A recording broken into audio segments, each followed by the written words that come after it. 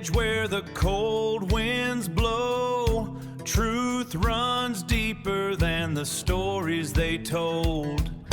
Cowboy Criminology, ride the line. Getting to the truth behind true crime.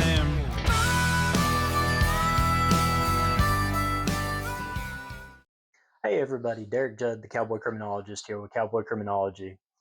It has been a long time since I posted a video. For those of you who are regular followers of my channel, you know 2024, I was admitted into law school, and it has taken up a fantastic amount of time. It's been a good experience. I've learned a lot. I've read more than I've ever read in my entire life. I read something recently that the average law school student will read somewhere between 50 and 85 million words throughout their law school career. And I feel like I'm right there in the middle, which is appropriate because I'm halfway through law school. So this time next year, I will actually be getting ready to take the bar, and that'll be great. Um, Along with law school, there's a lot of other things that have to happen. You have to have so many pro bono hours to graduate. You have to have so many experiential uh, credits, and then you. It's really hard to learn the law from law school, which I know sounds really weird, and actually it is weird. So during my breaks, I've interned with different legal aid organizations, different attorneys around my area. I had the opportunity to intern at an appellate court, which was a very unique opportunity to see what happens when there's a disagreement in trial and then it goes up to an intermediate court, and see how those decisions are made, and sit in on the conversations about what the different justices think about, and the staff clerks give their opinion on their legal research. It was a very research intensive uh, internship, but the experience has been invaluable. So that's been great. It looks like I may have secured a summer internship. I don't want to get too much into that because don't want to jinx anything. But um, it's been a hard experience. It has not been easy. Um, I struggle with law school the way I didn't struggle in my bachelor's program or my master's program, but I'm still there. I'm still fighting through it, enjoying that. So you've probably noticed that Cowboy Criminology has a new logo, new theme music. That all came about around Super Bowl Sunday. I started getting notices from YouTube that I was gaining subscribers, and I thought that's really weird. I haven't posted anything. I didn't realize it'd been over a year since I posted, and I think a lot of people thought that I just stopped or given up on the channel or one thing or another, not realizing that you know I had this insane time commitment on my hands. So along with that, um, I thought that was really weird. The timing was really weird, and I made the joke that for those of you who are football fans, you know the big to do about the Super Bowl halftime show. Um, I haven't followed football in a number of years, so I don't really pay attention to that. But I made the joke that my channel must have been the third option for the Super Bowl halftime show. And so I started looking at the comments, and I found out that one YouTuber, a guy named Dan D, he hosts Dan D True Crime. He's a Canadian YouTuber who found my channel, and he does a lot of Sarah Boone content. And he has this very funny way of delivering the material. And over the last couple of weeks, he has done uh, he's taken a personality test as Sarah Boone and tried to get AI to figure out who he was and everything. And it was frighteningly accurate, which it was a little disturbing. But he's got a lot of thoughtful content. He's very entertaining to watch. He's got a great community. And so, for those of you who have subscribed to Cowboy Criminology through Dandy True Crime, thank you so much for being here. Uh, it just it means a lot to me. It means a lot that another YouTuber found value in my content and made some very good critiques about my production and everything. Fair criticisms, but I've got a pretty thick skin about those things, and it's not like they were off base. Um, Another YouTuber, of course, Katie Zed. Katie Zed has been a big fan of the channel for a very long time. She found me just kind of out of nowhere while she was doing research for another video. We hit it off. I've done a couple lives on her channel, and she's made it a point to mention to people to come check out my channel. And so I want to say a special thank you to Dandy True Crime and to Katie Zed. Thank you all both so much for propping up Cowboy Criminology and directing people to my channel. And I would like if you're a new subscriber to uh, to Cowboy Criminology, I'd like you to check out Dandy True Crime and Katie Zed, and I'll put links to their videos. Dandy does a morning and evening show on Fridays.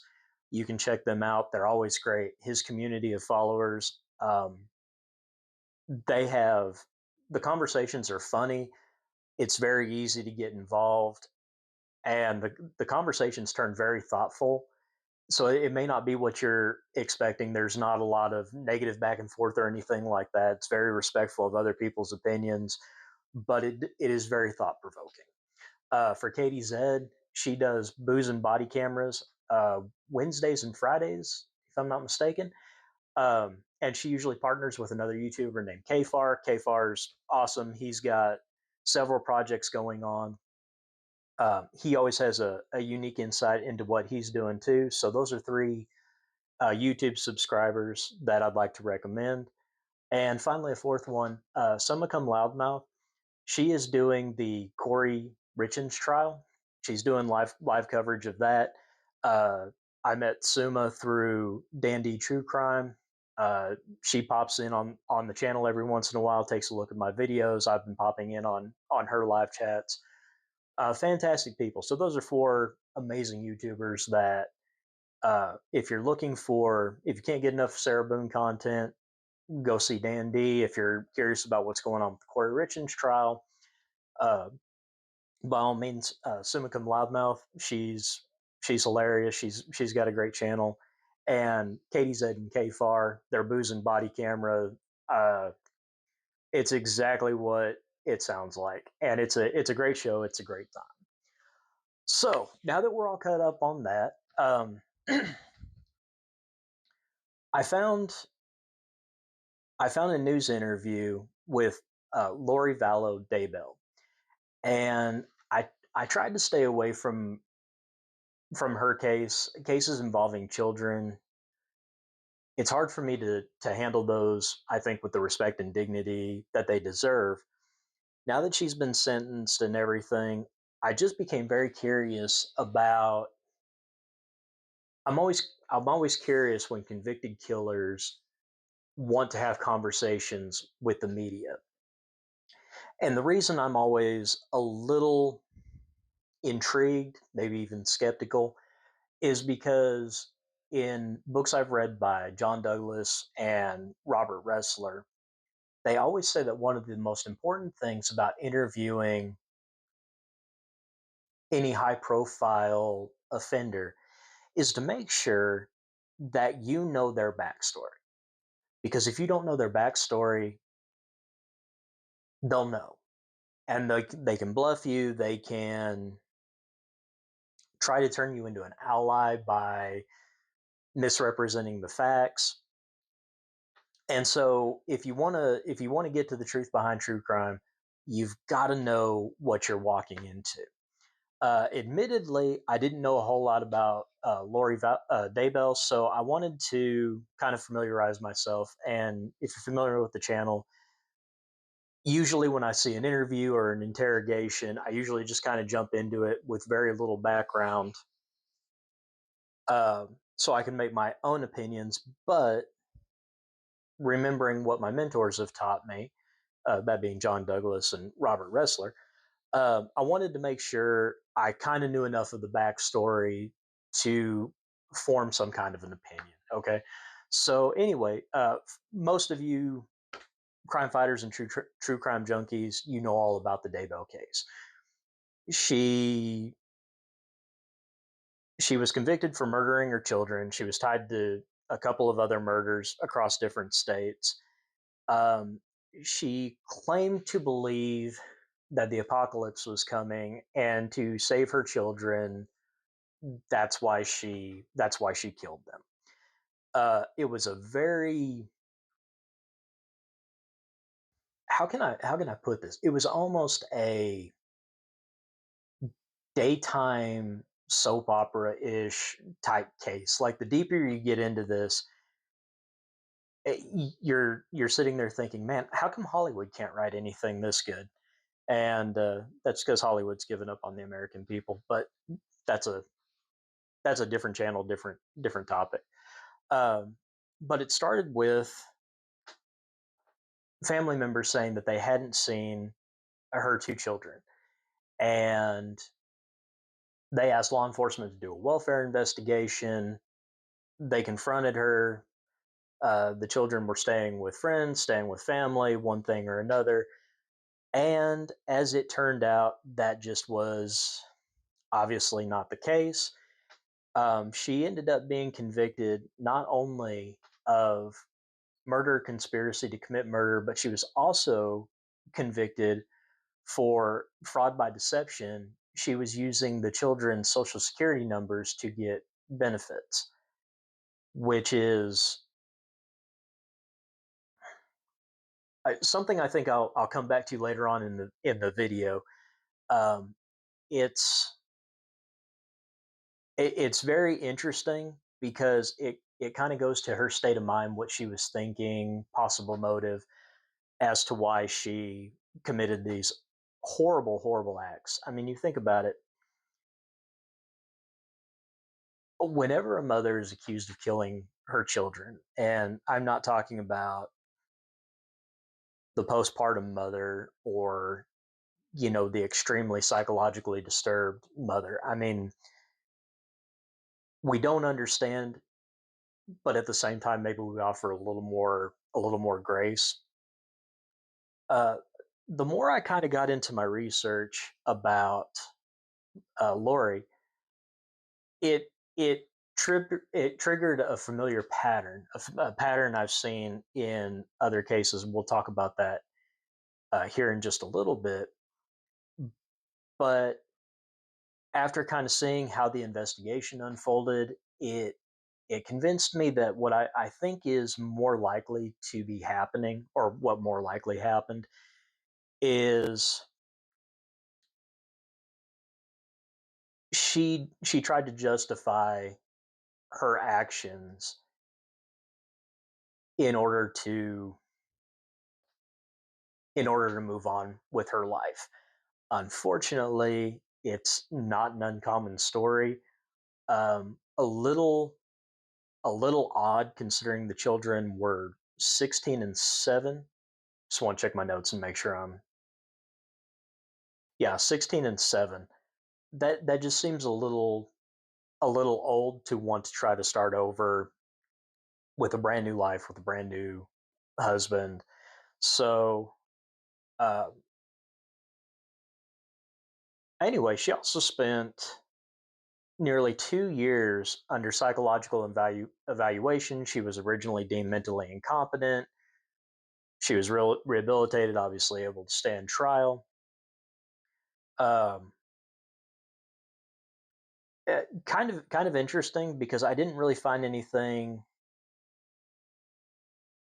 that talked about why she was deemed mentally incompetent, whether that was because of her beliefs, was that a motion from the state, motion from the defense. Um, I didn't find a whole lot about that, and if you have any insight into that, please leave a comment because I'd be really curious to have a little more knowledge on that, like from the legal side, like who triggered that? Was it the state wanting that? Was it the prosecution wanting that? What have you? So anyway, she ended up getting convicted. No jury in any jurisdiction was interested in buying anything that she was selling. And the prosecution ended up using her ideology as not a reason to excuse her actions, but as a motive for her actions, which I think is fantastic on the part of the prosecution. I think that's a very, very savvy strategy. But now Lori Daybell's doing an interview from prison in Idaho, and let's go ahead and get into it and let's see what she has to say to this reporter.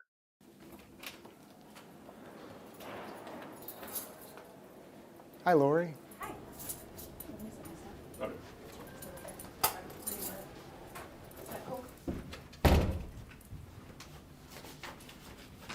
How are you? Good. You ready? Yeah. Are any of my people here? Oh, okay. Hi. Good to see you. Great. Such a pleasure. Have a seat. And Long time coming, huh? it has been. Happy birthday. Okay, so when I worked for the Texas prison system, I had to do inmate escorts for different interviews and stuff like that. And obviously, she's a low enough custody inmate that she can have a face to face interaction. They're not worried about her being violent, trying to take a hostage, anything like that. Um, those can be soul suckingly grueling because you're listening to this person just spout what ends up being nonsense. It's interesting. You see them in their housing unit and they're just, you know, terroristic as far as their behavior goes, but all of a sudden they get in front of a reporter, the media, something like that, and all of a sudden they've never missed a day of church. Um, I think it's interesting. She's put together. She wants to put her best foot forward. Um, Possibly, yeah, not possibly. I think her appearance and how people see her is very important to her. Um, that's not really a surprise. Most people are like that. But considering her circumstances, the the extra primping to get ready for the interview to me is to me if I was there would send up some red flags. It's like, okay, so we're already presenting an image of ourselves. Now let's see what that image bears. All right. So I'll pick it up at 33 seconds. Oh, thank you. Yes. So I want to start with Chad. Okay. You told me years ago. Today is my birthday. Today is your birthday. How old do you think that I am? 52. Oh, how did you know? I do my research. How old do you think I am? Okay. So that's a pretty vain question for somebody to ask. Um, it always tries to elicit some kind of response, but the reporter, he just said 52, which is obviously right, and she's obviously surprised by that. So I have hopes for this interview. Let's see. We'll pick it up at 46 seconds. You must know a lot. Yes. The girls are like, are you turning 25 in my pod? And I was like, no, I'm turning 25 plus 25 plus 2. There you go.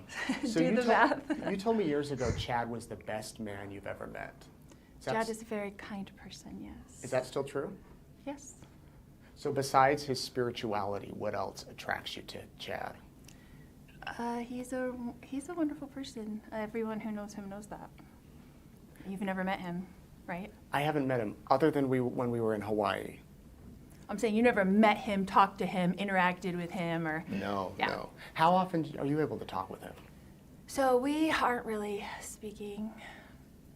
By your own choice, or just because it's not allowed from like prison to prison? Yeah, like the way that the mail works here is very difficult. I see. So we're only allowed to get postcards. Like you can't send a letter to the jail itself, and so there's difficulties within that. But you still love him, Absolutely, yeah. and you've said you'll be exonerated, and he will too. Absolutely, we will. Will that be before he's executed? Yes, Nate, before he's executed. You're well aware, I know that you are LDS as well as I am, right? And you're well aware that the 3 Nephites in 3 Nephi 28 were given the death penalty 7 times. They were arrested after Jesus personally translated them, okay? They were arrested, convicted, and given the death penalty 7 times. And where are they today? I don't know. They're still wandering the earth. Yeah. They didn't get executed. So They didn't get the death penalty. And there's 220 people in this country who have been on death row and have been exonerated and gone home. Do you think it'll be soon then? Okay, so that's interesting. I didn't know Chad was got the death sentence. That's an interesting development I was not aware of. Her conviction that he's going to be exonerated, that they're both going to be exonerated. I think if I was in that situation, you're trying to cling to any kind of hope. Obviously, we have appeals processes in the U.S. criminal justice system, but for those of you who followed the trial, if any of you followed the trial, I'm curious, what did you think of her demeanor in the trial? How did you think she was acting? Do you think the prosecution did its job proving their case in chief? I'm very curious about that. I may have to go back. Excuse me. I may have to go back and look and see if I can find any file footage. If I'm not mistaken, the reporter said that they had met in Hawaii, and now I'm starting to remember a video of a news clip where he was trying to interview her and asking where the children were, and she was very dismissive, didn't want anything to do with him. So very interesting that she would agree to meet with somebody who basically accused her on live television of harming her children. The devout religious offender is something interesting that you want to think about, and it's definitely something that you don't want to try to do any kind of analysis without establishing a baseline. Now, obviously, whatever religious belief she had led to her decision to kill her children, or at least that's what she wanted everybody to believe. But I think it's interesting that how she brings that up, and notice her demeanor has completely changed. Like she's become very sharp now. I'm LDS, as are you. Like you should know this. I think the reporter's doing a good job, not really placating her, but is doing a good job trying to draw out the real Lori. So we'll pick it up here at 2 minutes and 37 seconds. I think it'll be in the Lord's time. I know that it will be in the Lord's time. And when you say the word soon, if you've ever watched The Chosen or dealt with Jesus at all, you know that soon is a relative term, because 1,000 years are a day to him. So does it bother you, though, that in Chad's trial, he blamed it on you and Alex? So now that I know the judicial system, and now that I have been my own attorney and how things work, and I've said this before in an interview, it's so different what goes on behind the scenes in a high-profile case. Okay, there's strategies going on, there's defenses going on, there's all these things going on that you wish Like, why can't we just go in and tell our side of the story? The attorneys are like, you can't do that. We have to come up with a defense, and we have to do this, and we have to do this, and like, why don't we just go? Why isn't it? You thought, like, if you've never been in the judicial system, which I hadn't before, you thought they get to tell their side of the story, what they think happened. You get to go in and tell your side of the story of what happened, and then the jury gets to decide. And that's not what happens. That's not what happens at all. And it's so sad and disappointing that that's. So what I'm hearing there is she wanted to tell a story that legally the defense was not comfortable arguing, is what it sounds like to me. She's mistaken. If you're familiar with the Darrell Brooks trial, a pro se attorney, or let me rephrase that, somebody representing themselves pro se has a very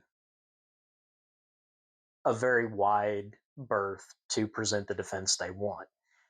The reason that tends to fail is they become so committed to this version of events that they've created for themselves that they believe it, and they just think, I can convince everybody that this is the way it turned out. Um, I think it's interesting that when she was asked about uh, the blame being placed on her by Chad, she chalks it up not to,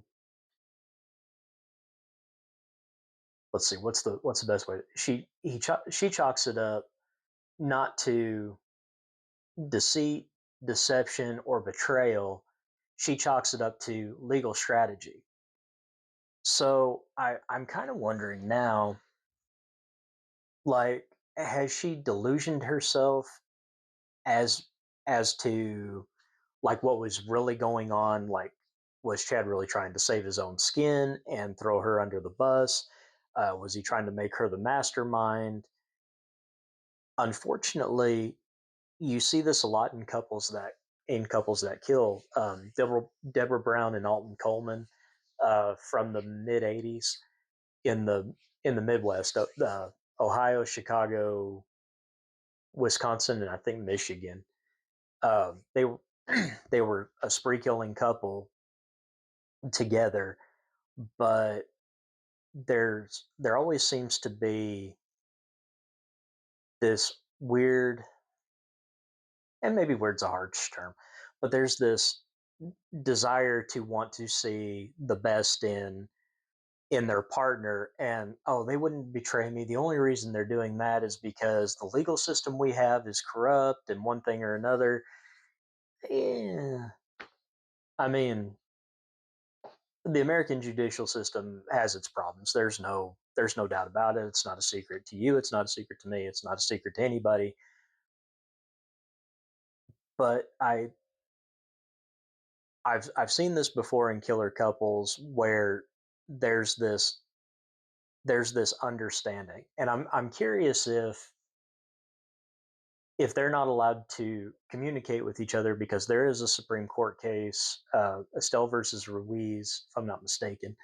In Estelle versus Ruiz, there was an inmate who wasn't able to correspond with another inmate. He turned around, he filed a suit. It went all the way up to the Supreme Court, and the Supreme Court said yes, inmates can correspond with each other. Now, they were defendants in the same criminal action, even though their cases were severed. I don't know if there's any special provision in the law that would keep them from talking together. Um, it just seems very interesting to me. I've seen this pattern before in killer couples, but but this one seems a little different, because in many of the killer couple cases I'm familiar with, the male is the dominant partner. The female is doing this to appease the male. And this case seems reversed to me. If you know a little bit more about that, yeah, leave me a comment because this is kind of like Sarah Boone. I originally had no interest in the case, and then I watched that first video, and I was kind of hooked, and we went down several rabbit holes together, and they were a lot of fun. Uh, but I'm curious, what's your take on this? Is she the manipulator? Is she the dominant personality in the relationship, or is she just so deluded by her affection, her affinity for Chad that she doesn't even realize what all is going on? All right, so we'll pick it up here at 3 minutes and 47 seconds. You think, Way Chad, that they it had to goes. come up with a defense just to have one in court? You don't think he really believed or blamed all of this on you and Alex? Absolutely. And I know that for a fact because John Pryor came and told me that prior to trial. He did. He said, this is going to be our defense. He said, I'm going to blame you, and Chad doesn't want me to, and he wants you to know that. And this is the kind of stuff that goes on behind the scenes that nobody sees, that nobody knows what's going on. There's so much stuff going on that you wouldn't even believe all the things that go on. The experts that are being paid, the things that are going on. We got this expert, we paid him $1 million to say the opposite of whatever your expert's gonna say.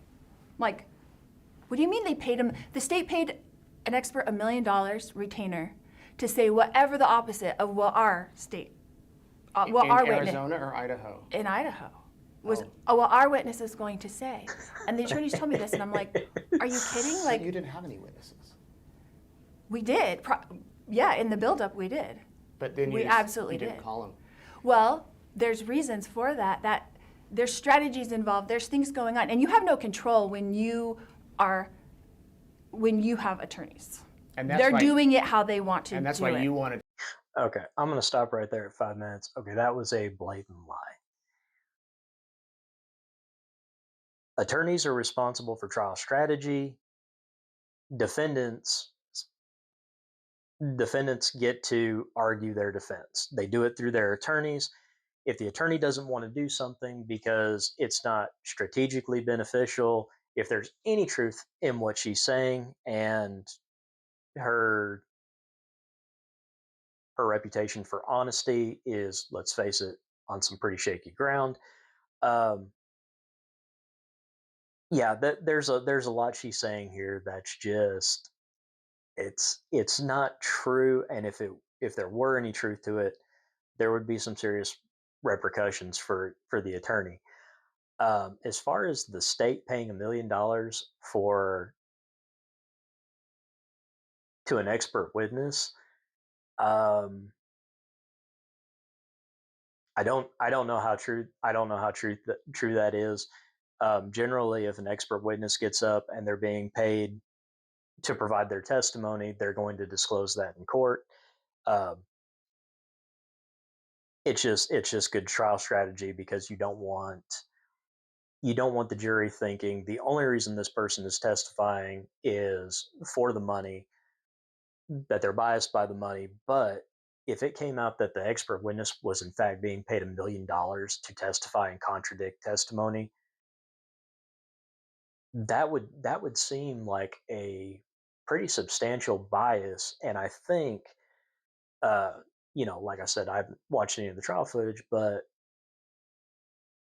barring anything else, and it's possible the jury just completely disregarded what the expert witness said, even if he was paid $1 million, because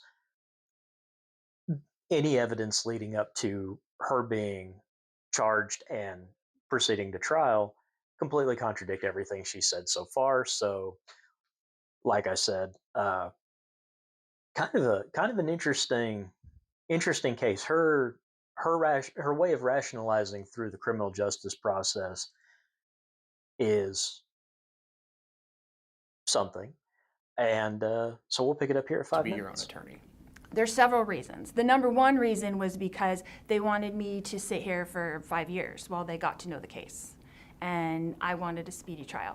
Can we go back to Hawaii? When I first met you and Chad. And we didn't meet. You just put a microphone in my face. Okay, when I put Now we've met. We have met, you're right. Why didn't you just tell me where the right. kids were? Because I was not ready to talk about it at all at that point. I was just not ready. It was very traumatic, and I was not ready for any of that. Are you ready to talk now? I have talked about it already, yeah. I feel like a lot of things have happened in these last 5.5 years to give me strength through that tragedy that happened with my children. And I've been a lot more open in being able to talk about it now, and through therapy also, like some post-traumatic stress therapy, because it's traumatic. And I'm living in here with some beautiful, intelligent, smart women. And had I never come to Arizona, and I know God put me here for a purpose, because I didn't think Arizona was going to come and get me. In fact, I think you and I had a talk about that, because there was an article that came out in Idaho saying that Arizona was not going to come and extradite me until all my appeals were finished. Do you remember that? Mm-hmm. And I think, and then my it's appeals... like the next day that you were gone. Yeah, the next day they came and got me. And my appeals attorney was supposed to come, he had an appointment that day when they came to get me to drive down from Boise to Pocatello for us to have a meeting. And they didn't even tell him I was gone. Like, I was just gone that day. They came the next day. So I didn't think they were coming. You mentioned a tragedy, and you said that this has all been a family tragedy. Yes. And it has been a huge tragedy. Absolutely. All of this. Absolutely. 4 juries have said you and Chad and Alex caused the tragedy. Yeah. That's the judicial system. But how do you argue with that if all of this evidence came out that showed, that you, Chad... The only evidence that ever came out is the evidence state wanted to put forth. Well, they manipulate the evidence to make it look however they want. And guess who helps them? The media helps them, because from day one, when someone called you, okay, day one, whether it was Detective Hope or Detective Hermosillo, I'm not sure, called you and said, hey, Nate Eaton, this is going to be the biggest story of your life. And they got that information from Heather Daybell. And Heather Daybell and Detective Hoper are connected, right, because their kids got married. And they called, and she said, right, we're going to stop it at 7:30. She's taken on a much more condescending tone. What I find interesting is her facial expressions and body language back up her actual genuine belief about what happened. I think that's very interesting when you're thinking about, like, what's her state of mind, to see all of her inflections match all of her tone matches her body language, matches her facial expressions. It's very interesting.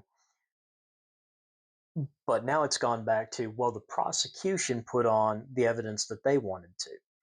Now, I'm not going to give everybody a crash course in, the rules of evidence, but there are ways to get in evidence that's relevant to her case. In fact, any evidence that would be relevant would be admissible. But I think her understanding of what is relevant as opposed to what is legally relevant existed in, like, 2 different planes. And so I like this reporter. I think he's very good. Like, I think he's not going to be fooled by her. You can see, and he's very relaxed. He's very non-assuming, but at the same time, he's like, I don't believe a word you're saying. I like when he said, when we met in Hawaii, and you just watch her instantly turn, and you hear her get that anger and frustration in her voice, but then she, turns it around. She's very cautious of her tone. She's very cautious about how she's perceived, which is good in a defendant. There are a lot of defendants. Sarah Boone, for example, has no qualms about how people see her because she just doesn't care. But Lori wants people to see her in a very skillfully crafted, wants everybody to see her in the most skillfully crafted version of herself that she can portray. So we'll pick it up here at 7 minutes 30 seconds. I have a story for you. These people killed their spouses so they could get married, which was totally a rumor, I don't think totally that's true, untrue. Lori. And then you ran with it, and you got famous from it, and everybody knows what happened from there, right? So That's the way it goes. So the media put out their narrative. They kept on with it. The state went along with it. The state leaked stuff to the media to say what they wanted. What's false about the narrative? Oh my gosh, everything. Your children were found dead in Chad's backyard. That's not wrong. That's Tylee was Everything. chopped up That's vague. and burned. That's No. not wrong. No, that's all mixed up. That wasn't. I saw photos of JJ wrapped in plastic and duct tape. That wasn't wrong. Okay, I understand what you're saying of those facts. Those facts in and of themselves are wrapped around a whole lot of untruth. About how they ended up there. Correct. So if Tylee killed JJ and then felt bad and committed suicide, how did she die first? Okay. Stop it at 8:24. Those facts in and of themselves are true, but they're not true in the context of what actually happened.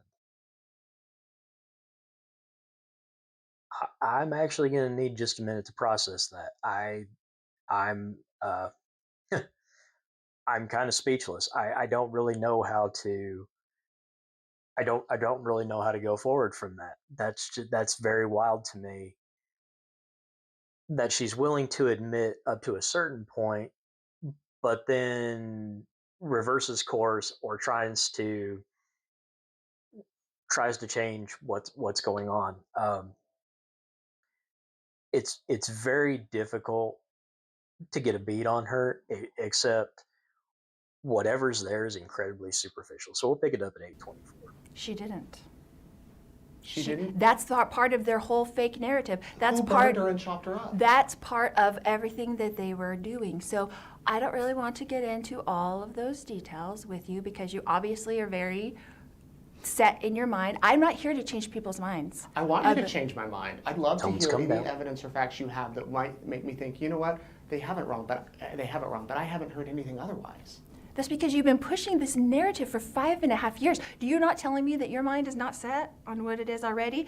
Minds can change. They could change Right. if they're open to change. Right. Escalation. Okay. So miracles are on the way. And you remember I asked you to watch a movie? Yes, Evan Almighty. I did. And did you watch that movie? I did. And did you identify yourself with the reporter in that movie? I don't know if I identified myself with. Did you identify him with me? Yes, absolutely. So what does that mean? Okay, so when did the reporter change his mind? Remind me. When he was floating in the flood on the ark. Okay, not until God showed the miracle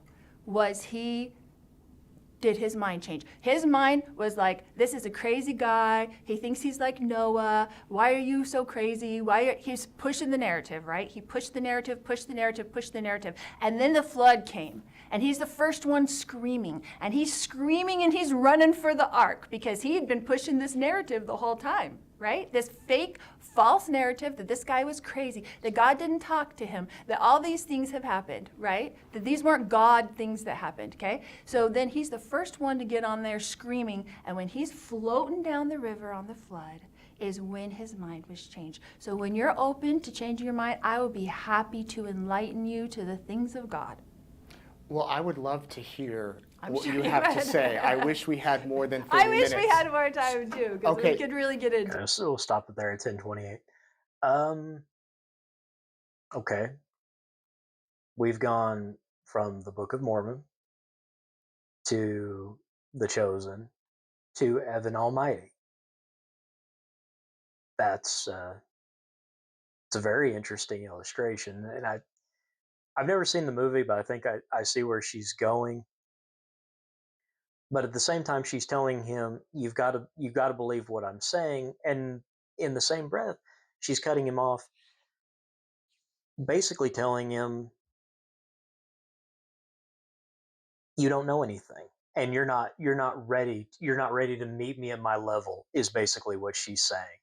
And now you can see here at 10 minutes and 28 seconds, the way she's sitting, there's nothing wrong with it, but she's closed off, and that look on her face is like, checkmate. I've beat you. And I'll be honest with you, it's a little hard to watch. It's a little hard to watch because there's nothing that I can grasp onto really in her defense. Like, okay, that makes sense.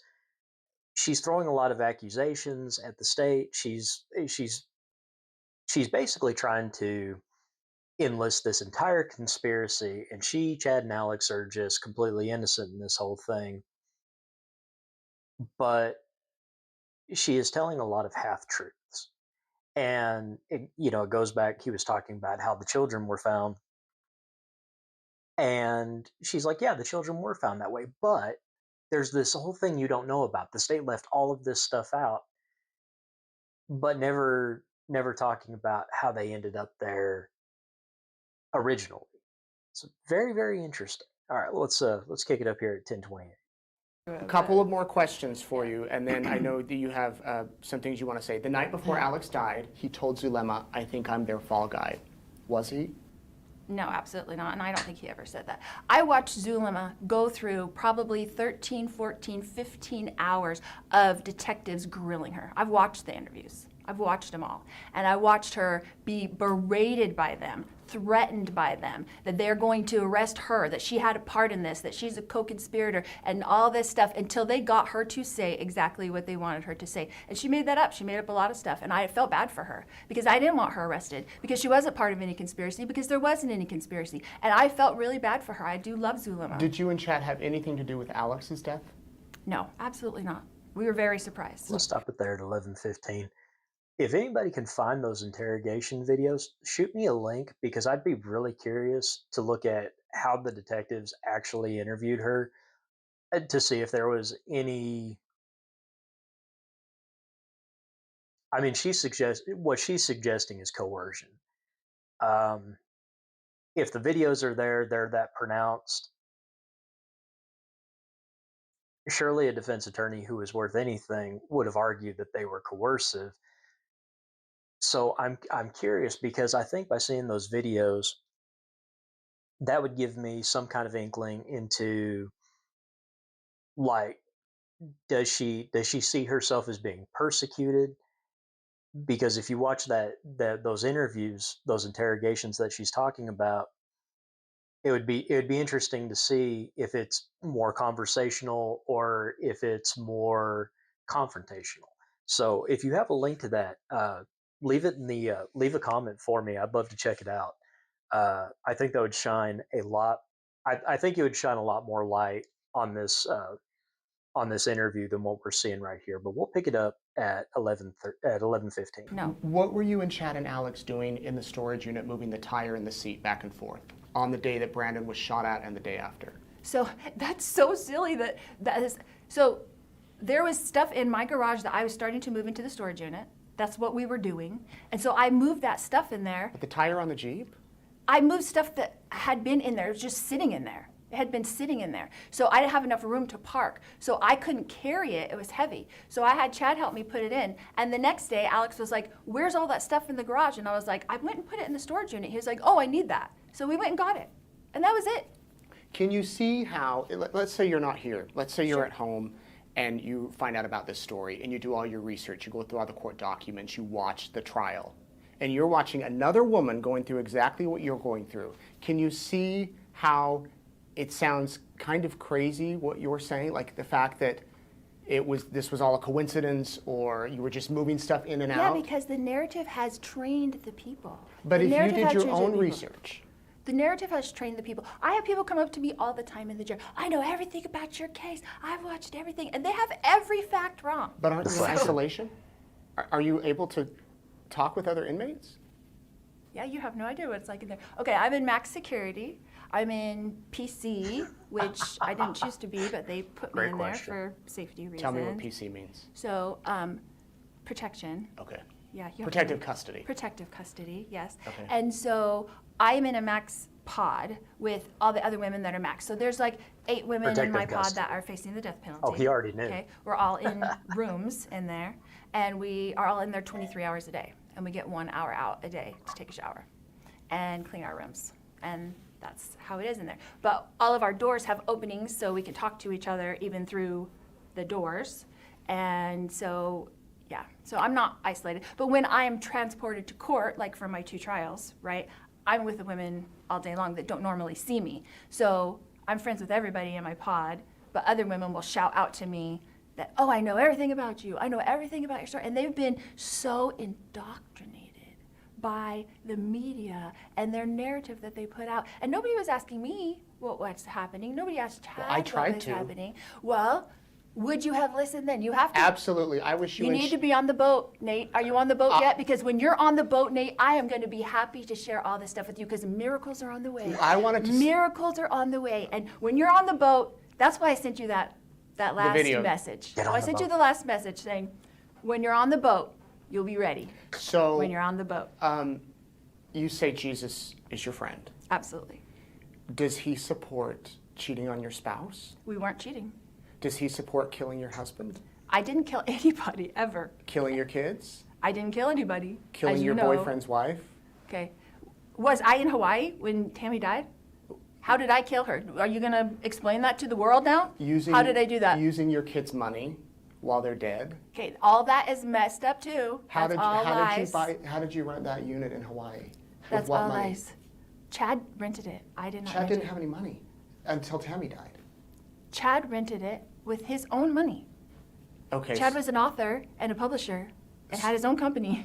So that's what I'm saying. He You're made $30,000 a year. with No, that but you're company. giving up facts that you don't. You're giving up whatever the state put up. They don't put up the whole story, Nate. And that's- They just put up tiny pieces to put together their own narrative. That's it. You don't know anything about our lives or how they were or what we were doing in the temple. Jurors- What we were doing in the temple every single day. While you were in the temple, while Tammy was still alive, you were in the temple with Chad. Several times, yes. Right. So he's married to Tammy. Correct.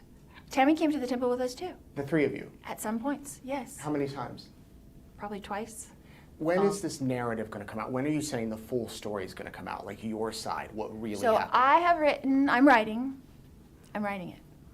it, and I'm going to write out every single thing from beginning to end so that people can really understand, because you can't understand what happened with Tylee and JJ unless you understand what happened to Tylee in her life. You have to know Tylee's whole Okay, if she legitimately does that, I will have to get that because I am very curious about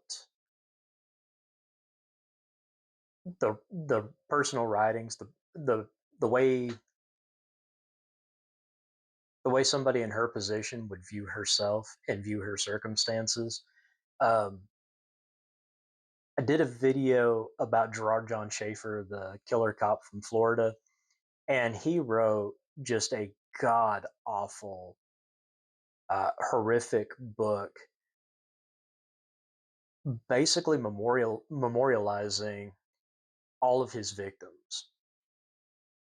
They were the stories were supposed to be he had like this whole First Amendment argument, but the stories in there were so consistent with what he put his victims through that there's just no way they're not connected. There's just no way. But it is interesting to read through that book because you do get small little kernels of who this person is when they're not trying to be deceptive.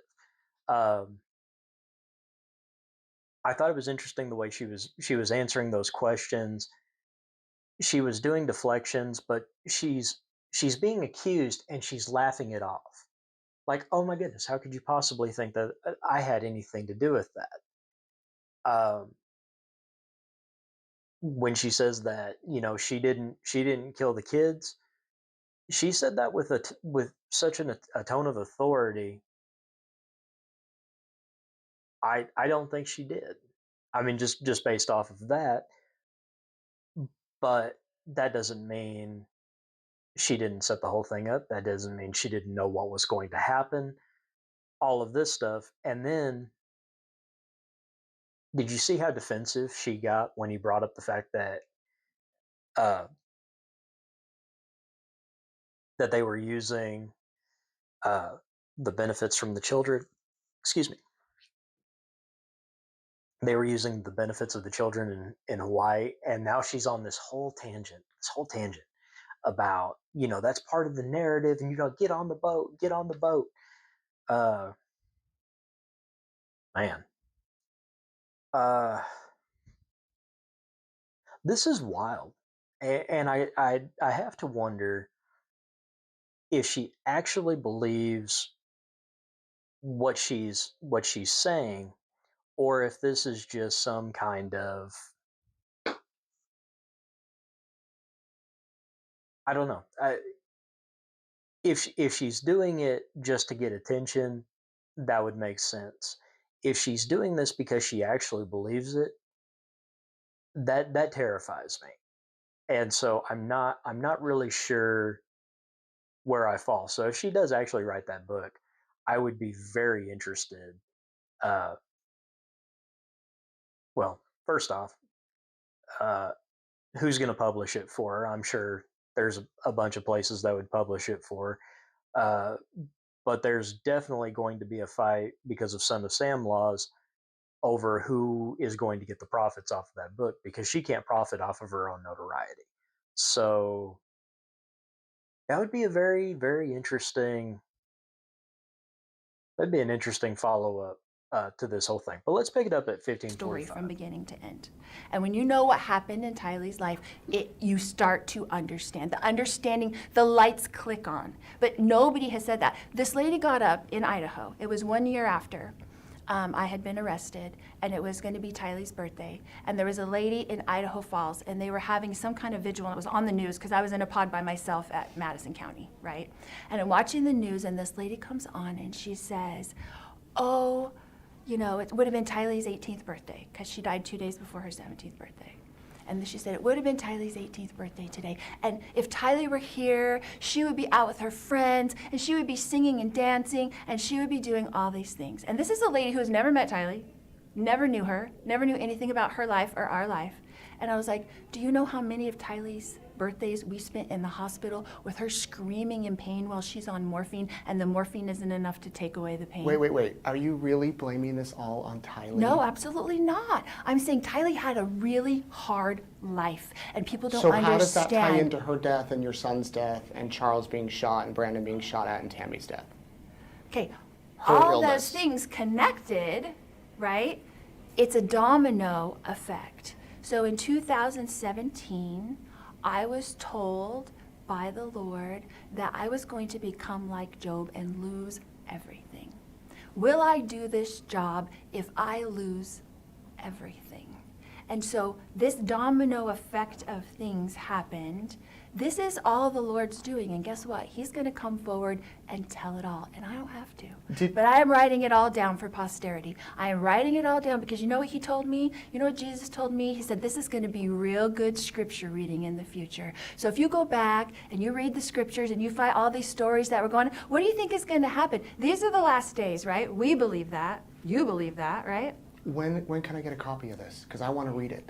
But you're gonna, the whole world's gonna get to read it. I'm working on it. I work on it every day. Jeff's like, what are you doing in there all day? I was like, I'm writing. It's coming to me, I'm writing. When you were on trial in Idaho, didn't you say that Jesus was going to be back before the end of that trial? Okay, who said I said that? I'm asking you, did you say No, that? absolutely You never said not. that. I have never, Chad has never, we've never given a date or a time. The prophet, July Stop 20 it at 1811. So I think that's interesting. So I'm starting to pick up on something that maybe I haven't noticed, and shame on me. We're 18 minutes into the video and I've just picked up on it. When something is about her, she's very upbeat. She's very like, oh, I want to talk about this because it's about me. Yet, if it's about her actions, if it's about anything that portrays her negatively, do you see how she changes? It's a very, very odd. It's very odd for normal people, whatever that tends to mean. But the accusations,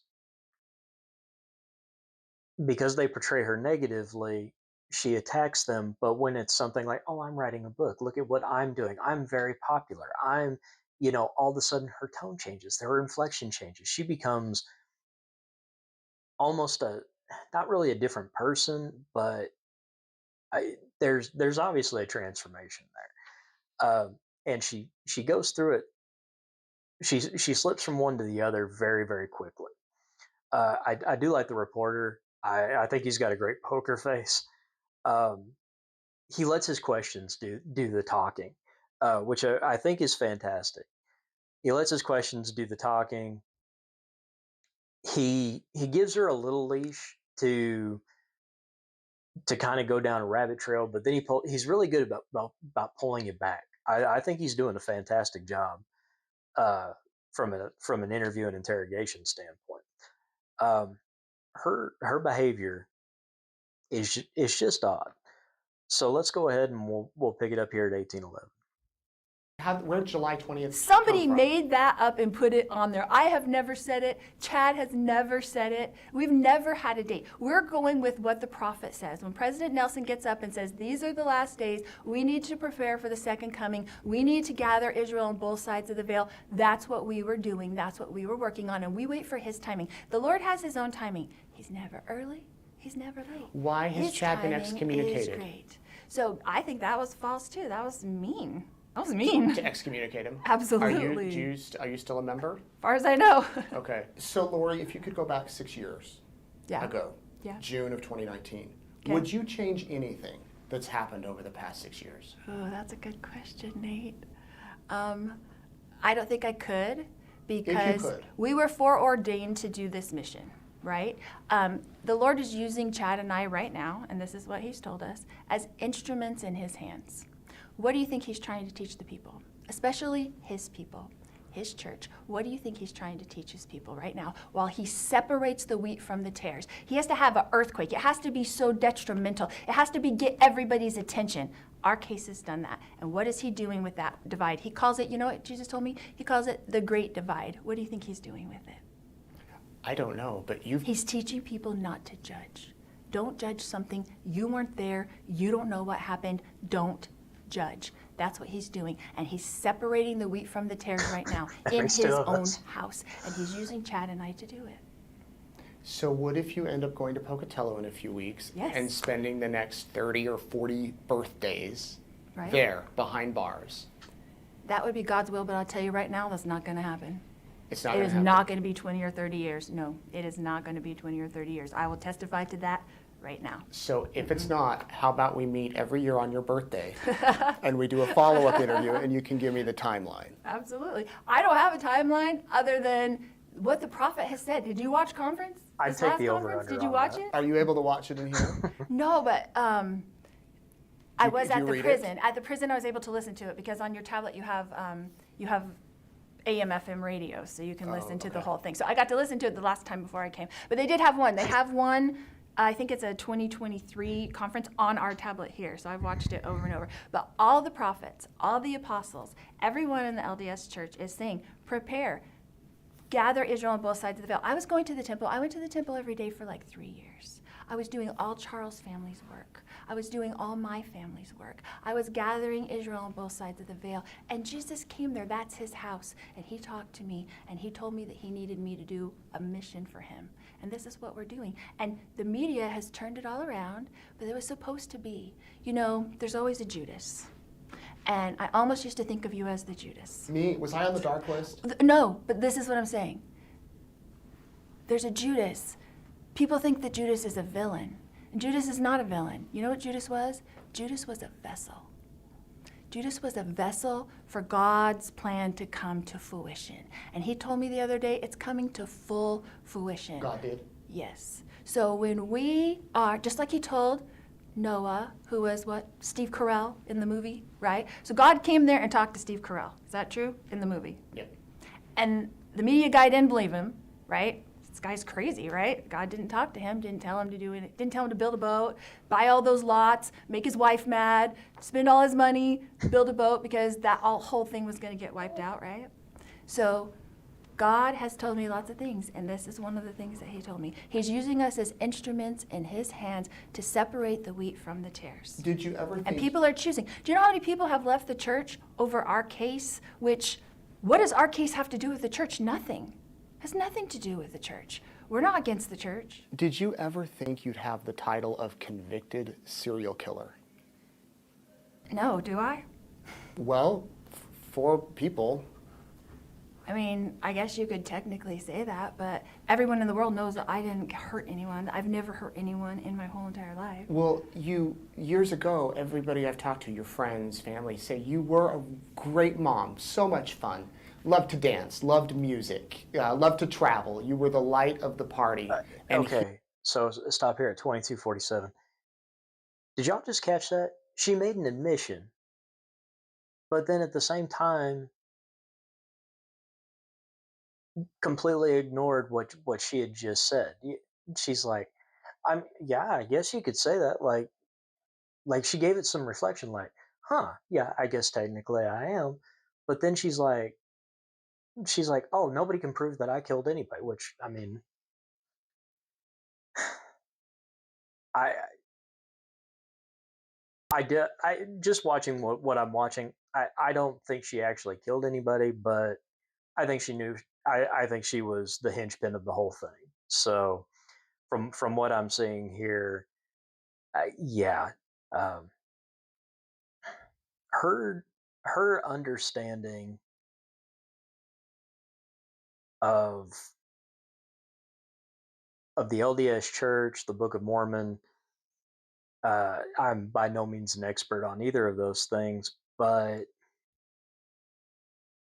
it definitely seems like her beliefs are the ones that are corrupted. Um, you know, I try to give everybody respect when they talk about their religious beliefs, but it's a little hard to swallow, especially when it runs counterintuitive to what my religious beliefs are, and the certainty with which she says all this stuff. It's just amazing to me the things that are not a big deal to her in this interview, as opposed to things that you think she'd want to set the record straight. But even when she's given the opportunity, there's a deflection and it goes off into something completely different. So I'll pick it up here at 2247. Here we are in a jail. How did you get from there to here? God put me here for his purpose. And so you know who he needs? He needs somebody who's the life of the party, somebody who teaches the girls how to work out, somebody who teaches the girls how to have fun and dance and do all those things in this, the worst jail in the country. He needed somebody to come in to the worst jail in the country and strengthen these women. And I'll tell you what happened. We used to have this wonderful lady, and she used to come in, and she's from mental health. She used to come in on Tuesdays, and she'd be down there, and she's blonde, and she's really cute, and she's really fun. She's bubbly like me. And she would come down there, and she'd try to get the girls to work out and give them coping mechanisms and talk to them about stuff like that. And half of the girls didn't like her. They thought she was annoying, and they were waking her up and stuff like that. Because you know why? She wasn't one of them. She wasn't one of them. But you know what I have? I have 7 lifetimes. I have worse So you're on your punishments. 7th life now? No. I'm saying I got 5 life sentences in Idaho. Oh, I'm sorry. Okay, yeah. I've got another one here and another one here I pending. was talking about the multiple probations. No, I'm talking about your sentences for I'm prison, sentenced to 7 lifetimes right now, basically. Why didn't you tell all this to the police? So, why didn't you tell them all this when you were arrested? Explain this to them. You know, God's told me to do this. Give your defense.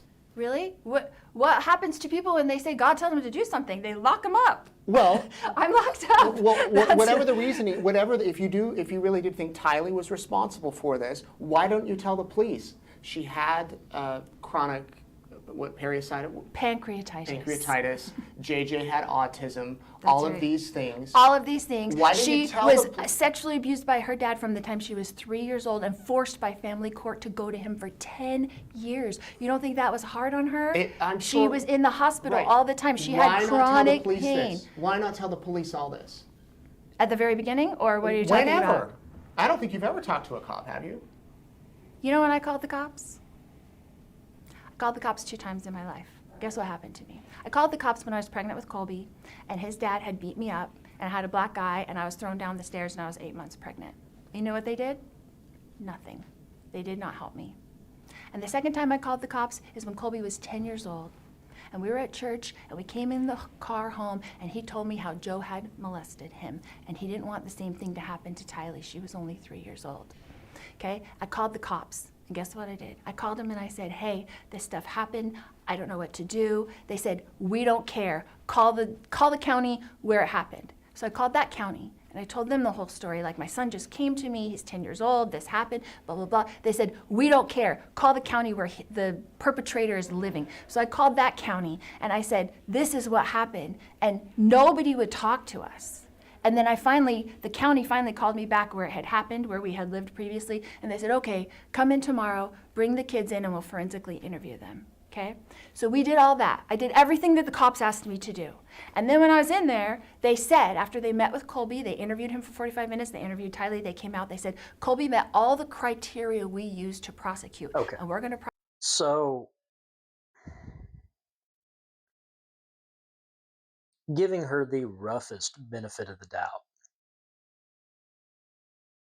Unfortunately, those things do happen. But in interview and interrogation, you always look for the provable lie, right? Well, police report from the state, or any from a child protective agency or something like that would be easy to find. There should be records of that if there's any truth to what she's saying, but we've already established her truthometer is appears to be on the fritz.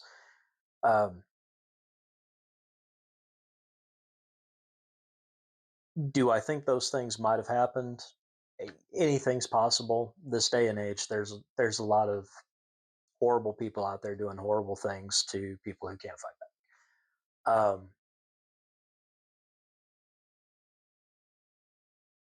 I do struggle with this. She says it with some authority,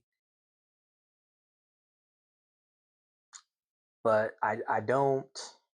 I'm leaning towards not believing her. Like the stuff wouldn't have happened, and I think the reporter. I think he does a good enough job. I mean, he's been on top of his questions. He's not like there was an interview with Charles Manson back in the was it late 80s, early 90s, and the guy Charles Manson just made him look like an idiot. The guy didn't know what he was talking about. He was confusing case facts. He was confusing different cases. He didn't know anything other than he was interviewing Charles Manson.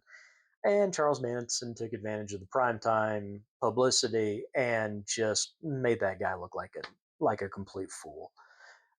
So let's pick it up back here at 2605 and let's see where this goes. prosecute him, and we're going to keep your kids safe. And then they did nothing. And Joe hired a criminal attorney, and they did nothing. And he never got indicted, and nobody ever even looked him in the eye and said, did you rape your children?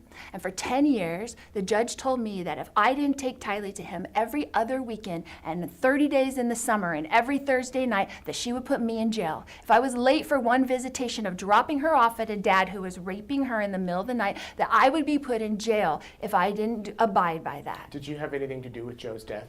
No. Did Joe- Alex? No, we didn't even know. We were living in Hawaii. We had come back. Tylee was forced to go to him for 10 years by the courts. Hated it. Came home and cried, screamed, kicked, hit Colby, hit Cole, hit Zach, scratched him, yelled, threw things through the walls, was a nightmare, had night terrors, never slept at night. Tylee never went to sleep before 3 o'clock in the morning. She's 5 years old. She can't go to sleep. I have to stay in bed with her till 3 o'clock in the morning, rubbing her back because she can't sleep, because bad people wake you up in the middle of the night to do bad things to you, Mommy. And so Tylee was a nightmare. Charles thought she was a brat. I didn't discipline her. Then I was in the hospital with her, watching her scream and writhe in pain while she's on morphine because it doesn't work. I've interviewed several jurors. You may have seen the interviews. I haven't seen any juror interviews, none. And I have no access. I'm in here 23 hours a day. I'm in max security. We don't have access to Right. anything. Well, so I they've haven't said- seen anything for a year and a half since I've been over here. They've said they were disappointed that they wanted to hear from you, that you Yeah. didn't have a defense, especially in Idaho. Okay, let me ask you a question. If I get up on the stand and Trina Kay's sitting there, or Rob what's her Wood. name? Lindsay Blake, Rob Wood, right? And they're sitting there. Are they going to let me tell Tylee's story on the stand? You know they're not. They're going to object every 2 seconds. If it's relevant They're to the case. I'm writing it out. No, they won't. because they don't want me to tell that story because it's opposite of their narrative. It crushes their narrative. It crumbles their narrative. But it's never going to be what it is. As a defense attorney, yeah. you present your defense. So you would have witnesses that would come in and would testify to the things you're saying and would give evidence love it, to Nate. that. You're just as naive as I was, and I love it. Because guess what? I found out as a defense attorney, this is what happened with Judge Boreski. This is what happened. They don't let you put on a defense. Do you know how many motions I had on, or not motions, do you know how many exhibits I had on to get ready for us to present our case for the first trial? How many? We had 33 exhibits. We put them up there. Trina Kay went up there. She gets to look at all your exhibits, right? This is how it works in law. She gets to look and see what all our things are, what we're putting up. Guess what I had? I had about 5 interviews with one of the cops who said, I have to get Lori on something. I have to find something to charge her with. I have him saying this on video. Which cops? Okay, Detective Moffat. Guess what happens? So I have 4 of those are my exhibits. I'm waiting for Detective Moffat to get on the stand. The state says they're gonna put on Detective Moffat. Guess who they don't put on at all? Moffat. Detective Moffat. They go around you, and then the judge didn't let me put in one exhibit, not one. What if you had He didn't let me put one exhibit on. What if not you had one. waived your right to a trial, though, and given your legal team another year or so to go through all of that? Don't you think that would have helped your case? No, not at all. Because guess what my team said? They said he wouldn't have let us put it on either. There's okay, so many. So stop there at 2929. Even if that was true, the defense can still subpoena a witness, whether the prosecution wants them to testify or not. So I don't know if she's a victim of bad attorneys, bad legal advice, or more and more what is starting to seem like is in her mind she has this idea, like I said, of how she wants people to see her. And the only problem with that is it's not an entirely bad idea. It's just a really bad idea when your statements, your evidence, all of these things tend to conflict with each other. Now, if the children had been abused by the father, that's definitely something. And I think if that information is true and the language she's using, the language she's using, that's not the way I would expect somebody who's never been through one of those investigations or had something like that happen. I wouldn't expect them to use that type of language. So that does give an air of credibility to what she's saying. If it was kept out, it's probably because it wasn't relevant to what she was charged with. It doesn't mitigate anything. It doesn't explain anything. So uh, yeah, that'd have been interesting to see. But like I said, I don't think there's anything. The cases aren't related. So um, very very interesting, very strange. How she views herself is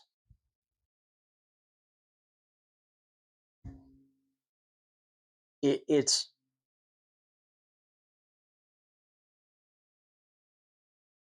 I don't know if it's mental illness per se, but maybe but certainly self-deception. Self-deception, absolutely. But I wonder if she actually believes what she's saying, or she's just so desperate to cling to this narrative and get people to believe her. She's so invested in the story that she can't change. I'd be interested to know what you think. Drop a comment for me and give me some feedback. Tell me what you think. So we'll pick it up here at 2929. jobs, so much political aspiration going on behind the scenes in a high profile case. There is no way in heaven that they were going to let me get up there and win as a pro per client, because you know what? It's like a virus in here. Do you know these girls that are treated so bad by their defense teams that are making $1.5 million a year while they sit here for 8 years, 10 years waiting to go to trial? There's girls in here that have been in here for 10 years. Do you know what happens when you have a toothache in this jail? They pull out your teeth. So tell me how it's not prejudicial for you to go into trial with 5 of your teeth missing and you look like a homeless person and the jury's there judging you, right? And because you've been sitting in a jail that doesn't have any dental for you for 8 years waiting to go to trial. You mentioned a virus. Were you really sick? Oh, I was so sick. Yeah, I really was sick. You weren't putting it on a little bit in the wheelchair? Not at all. I couldn't putting your even head on the table in the courtroom? You were really feeling sick. I tried so hard not to throw up in court. And Jeff can attest. So Jeff had the same virus I had. We had been working till like 8 o'clock at night getting ready for trial. The next day when I went Thursday, he calls in sick. He's sick in bed, can't lift his head, he's throwing up. Okay? Friday at trial, we were picking a jury. I threw up at lunch and told the judge, I was like, oh no, I must have the same thing Jeff had. Jeff missed my whole trial because he was sick for 10 days in bed. Was so sick. I've been incarcerated for 5.5 years. I've only ever been sick one other time, and that was like a really severe headache that I thought may have been COVID or something for like 10 days. I've never been this sick. And you don't have any access to anything. Like, you don't have access to medicine or food or anything that you need. I was so sick. I had an infection, I had to get on antibiotics. And the medical here is ridiculously horrible. They did a test on me, were supposed to give me antibiotics, they didn't give it to me for a week. I didn't start them until a week later than I should have started on them. Do you feel bad about anything that's happened? Do you have any remorse, any apology, anything?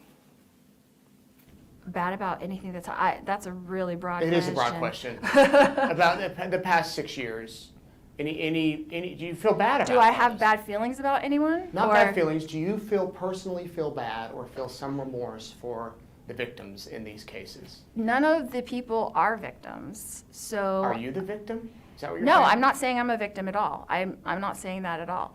I'm an instrument in God's hands.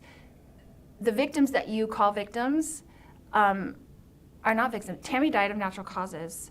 The coroner disagrees with that. The coroner Which said, coroner are you talking about? The one the state put on? Brenda died, the county Okay. coroner, Okay. who said she was asphyxiated. So aren't her kids victims? Okay, no. Do her kids feel like they're victims? No, they don't. They understand the truth. But let me What tell you about her something. siblings? Let me tell you something about Brenda Dye for a second. Let's go back to that, because you said the coroner, and that is not even a true She statement. originally ordered it as natural causes. You're right. Oh, thank you, Nate. A fact, a then true they fact. Then they Okay. exhumed her body the day before Alex died, which Okay. looks suspicious with Alex's death. They exhumed her body, and they said no, she had the marks. Did you hear what you just said? What? Looks suspicious. Who exhumed her? Why did they exhume her when she had a natural death? So you're saying Why did they exhume her when she had a natural death? What was the explanation for exhuming her when she had a natural death from the coroner? The coroner said it. Why? because you and Chad were under investigation, and they thought that you all might have killed her. Why? Because of Heather Daybell and what she said at the very beginning and called you up to say? That's Heather- exactly where you're getting Heather it. Daybell That's did where not you're call me. getting Heather it. Daybell I did- didn't say she called you. She called you through Detective I didn't talk to Hope. Detective Hope at all. Did you talk to Hermosillo? I don't remember talking to Hermosillo. The tip I got when you were in Hawaii was from none of those people. It was before we went to Hawaii. It's before you went to Hawaii. How'd you get a tip We- before you showed up in we- Hawaii? You obviously had a tip before you We showed up found in out Hawaii. about this case Yeah. when the police sent out a news release. And then somebody random, I still to this day don't know, and I swear to you, to this day, we got a Facebook message from an anonymous account with a GPS location of where you and Chad were. I Someone swear to did you. not. No, you were in an interview with someone. I did see a tiny little piece of an interview. I think you had Hermosillo and someone in an interview, and they were saying, didn't someone call you up and say, this is going to be the biggest story of your life, Nate Eaton? Oh, a police detective did tell me that, yeah. But it's not. Who was it? It's not the people that you named. It's a source. So You're not going to tell me your source, but you know everything about me, back but to you're the not going to question. tell me your source. There's a lot I don't know about you, Lori. Back to the question of you don't feel bad. You're saying none of these people are victims. I feel Kay bad, and Larry of aren't course. victims. Brandon's not a victim. No. No. I'm not saying that people haven't had hard things happen to them in their Called life. it out. Everyone has hard things happen to them in their life, right? The judicial system plays up the victim thing pretty big, right? We've seen it happen. The people who lost their children. I lost my children. I lost them. But people, because of what you did. What did I do to them? You arranged with Alex to conspire to kill them. No, I did not. And Absolutely Chad. not. Absolutely Did you not. know that they were in Chad's backyard? Absolutely Or not. did I? No, I did not know that. I did not know where they were. Alex told me that he was put them in a safe place. That's what he So told did me. you find out at the court, at the first trial? Is that the first time you'd seen those autopsy photos? Yeah, I hadn't ever seen them. I never looked at them before that. Okay. Because that's not how I picture my children. I know where they are in heaven. I know what they're doing. They have come to visit me. So I don't see them as bones. If anybody died, Okay, she didn't conspire. She didn't murder. Which, I mean, I've said that a couple times now. I don't think she actually did.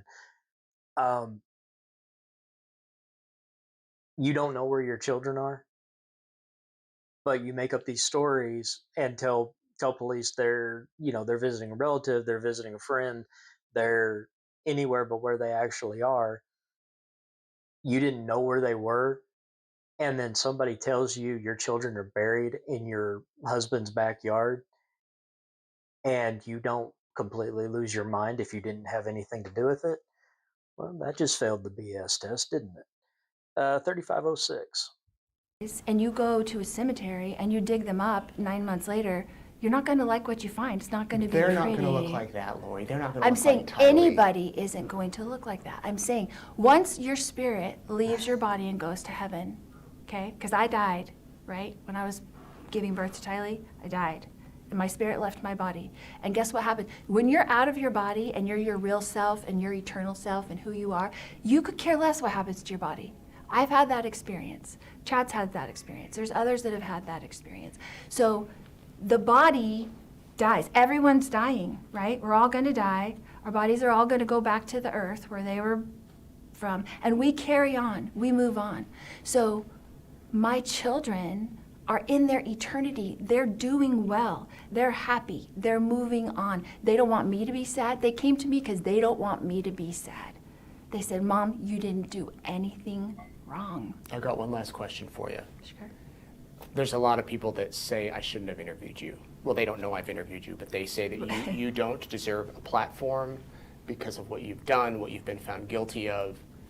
Do they have a point? In this unfair judicial system, anybody could be found guilty of anything. And I would tell to the people, I would say, be careful who you're judging, because anybody could end up in orange. You could be living your little life in the suburban bubble like I was, and anybody could end up in orange. Anybody, because they can turn this on anybody. There's women in here, beautiful, smart, intelligent women that have had their children die, and they're family tragedies, and they're not crimes, and the state has turned them into crimes, and they're not crimes. And what I got accused of and convicted of, just like the 3 Nephites, what crime did they commit that they got 7 death penalties for? What crime did they commit that they got 7 death penalties for? I'm in good company. I'm in good company, and in heaven I will be in their company. And I didn't do anything that deserves this kind of punishment. But God did want me here. He did want me in here with these women. And He wanted me to lift and strengthen women and uplift them in these family tragedies. There's women in here that have suffered the same things I have. They've been here for years, waiting to go to trial. They haven't even gone to trial yet. But it's an unfair system, and they probably will get convicted. And then we'll see each other at the prison, and we'll uplift each other there until Jesus comes. And when He comes, He's going to set everybody in the prisons free. And all those who are unjustly and wrongfully convicted, like me and like these others, we will be walking free on this earth, and we will be walking with Jesus, and that's what we're going to do. Okay, I have 15 cards, but I'm getting the wrap, so thank you, Lori, for chatting with me, and maybe we can chat again Maybe another we can time. do it again sometime. Okay. Thank you. Happy birthday. See ya. M&M's. Can I have an M&M? No? Are you guys going to meet me? Yeah.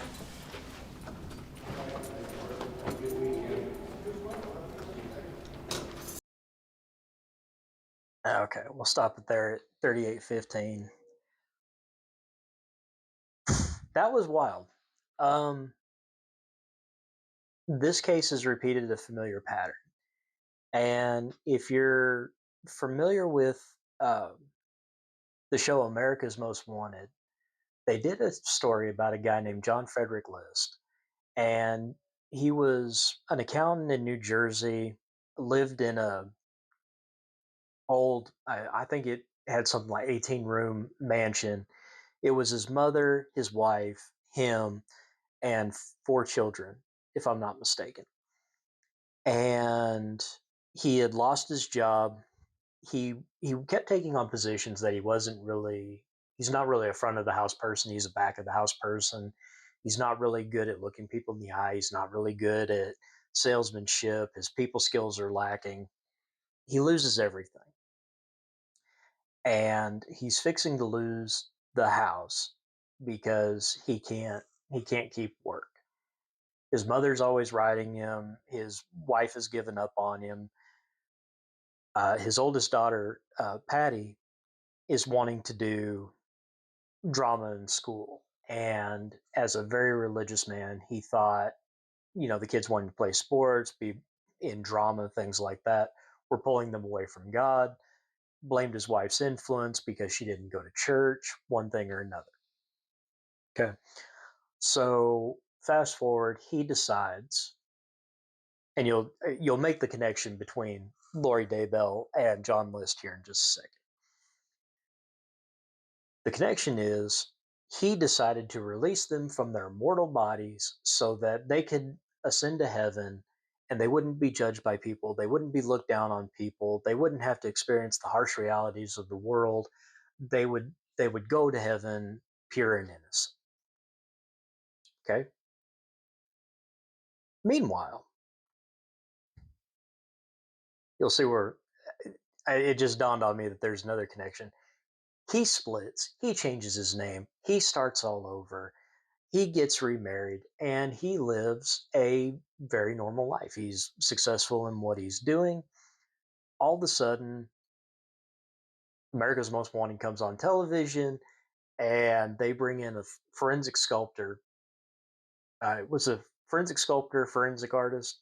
Anyway, does a reconstruction. I think it was a sculptor, but they did a age progression of what he thinks that John List would have looked like today, or at the time. And when they caught John List, they showed the age progression of the sculpture versus his mugshot photo, and it was just absolutely uncanny. And I apologize, I can't remember the forensic sculptor's name, but I've seen him on a number of documentaries, and he's fantastic. Um, his ability to do age progressions of from pictures and skeletons and things like that is just uncanny to me. It's I'm not a very artistic person, like visually. I do play guitar. Uh, I have written music before, uh, but I've never been able to like draw or paint or anything like that. And so people who can do that, I look at them with a particular kind of awe. And the fact that he uses that ability to help law enforcement, to help solve crimes, is fantastic. But it was a neighbor watching America's Most Wanted and was like, I swear this is the guy. She calls in the tip. Sure enough, they arrest him, and the rest, as they say, is history. He was convicted. Um, but yeah, his whole motive was there was his motive, and then there's what he told everybody else. The motive was he didn't want the children to suffer, didn't want them to experience the evils of the world, you know, doesn't want to see them in pain. See the connection there with Lori Daybell. Okay. The behavior after the murder is what paints a completely different picture, because she went to Hawaii. She was spending this money. She was continuing to live her life. The difference is John List didn't want his family to see him as a failure. Didn't want to be seen as somebody who couldn't provide for them, things like that. Lori, on the other hand, I I'm struggling with her case. Like I can't tell if she actually believes what she's telling people, or like I said, is she so committed to the story she doesn't have any choice but to just hold on to that. And so, if you have any thoughts, I'd love for you to share. But yeah, so I'm a little out of practice, so I apologize for this video running a little long. But I'm Derek Judd, the Cowboy Criminologist with Cowboy Criminology. Thank you for subscribing. Be sure to like, subscribe, and share. Y'all take care now. Out on the edge where the cold winds blow, truth runs deeper than the stories they told.